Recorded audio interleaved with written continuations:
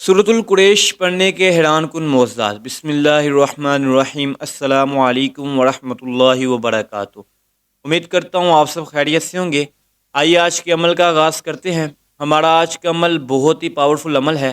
اگر آپ اس وظیفے کو جس ترتیب کے ساتھ میں آپ سے عرض کروں آپ کر لیں گے تو آپ یقین کریں یہ آپ کی زندگی کا آخری وظیفہ ہوگا۔ ہمارا آج کا عمل ہر مقصد میں کامیابی کے لیے ہے۔ ایک عجیب بات، آج اکثر دوست رزق کی طرف سے پریشان ہیں۔ یہاں تو کہتے ہیں رزق تھوڑا ہے، یہ کہتے ہیں رزق میں برکت نہیں۔ تو سنیے، رزق بھی ملے گا، رزق کی برکت بھی ملے گی۔ اس کے لیے نہ تعویذ لینے کی ضرورت ہے، نہ کسی عامل کے پاس جانے کی ضرورت ہے، نہ کسی کے چکر لگانے کی ضرورت ہے۔ قرآن پاک نے اس کا فیصلہ کر دیا، فرمایا اپنے گھر والوں کو نماز کا حکم دیجئے، ہم تم سے رزق کموانا نہیں چاہتے، رزق تمہیں ہم دیں گے۔ جس گھر کے سارے بندے نماز کی تکبیر اولیٰ کی پابندی اور دھیان کے ساتھ نماز پڑھنے کی مشق کرنے والے ہوں گے، ان کو رزق ملنے کی قسم میں کھاتا ہوں، قسم اٹھا کے کہتا ہوں کہ ان کو رزق ملے گا۔ یہ اللہ کی بات ہے، قرآن کی بات ہے، رولنگ ہے میرے اللہ پاک کی۔ کہاں تعویذ کے پیچھے پھرتے ہو، کہاں عملیات کے پیچھے کہ فلاں نے جی میرا کاروبار بند کر دیا ہے، کیوں کسی کو چھوٹا رب بناتے ہو؟ اللہ دینا چاہے وہ روک نہیں سکتا، نہ دینا چاہے وہ دے نہیں سکتا۔ ایمان کھڑی چیز ہے۔ فرمایا رزق ہم تمہیں دیں گے، گھر والوں کو نماز کا حکم کر کے تو دیکھو۔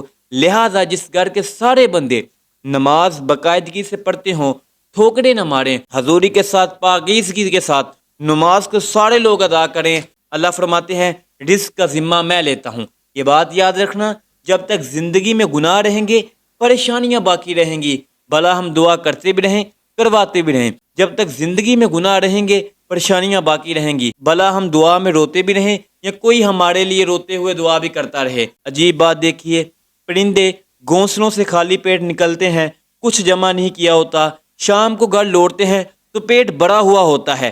اور انسان صاحب کا مسئلہ دیکھو کہ صبح پیٹ بھر کر گھر سے نکلتا ہے، شام گھر آتا ہے پیٹ خالی ہوتا ہے۔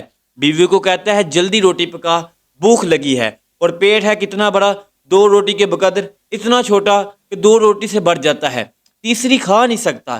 ادھر ہاتھی کو دیکھو، ٹنوں کے حساب سے چارہ کھاتا ہے۔ مچھلیوں کو دیکھو، ویل مچھلی کو دیکھو، ٹنوں کے حساب سے۔ جو ٹنوں کے حساب سے رزق کھانے والے ہیں انہیں خدا روز دیتا ہے۔ 2 روٹی سے پیٹ بھرنے والے تجھے رزق کی پریشانی اللہ کی عبادت ہی نہیں کرنے دیتی۔ ہم کتنے پاگل ہیں، اس کے پیچھے اللہ کی عبادت کو چھوڑ دیتے ہیں، حالانکہ اسی سے ہمیں رزق ملنا تھا۔ اس لیے ہمیں چاہیے کہ گناہ چھوڑیں اور اللہ رب العزت کی سرپرستی میں آ جائیں۔ اس وظیفے کی 2 شرطیں ہیں۔ نمبر 1، 5 نمازوں کا اہتمام لازمی کرنا ہے۔ نمبر 2، خود کو گناہوں سے بچانے کی 100% کوشش کرنی ہے۔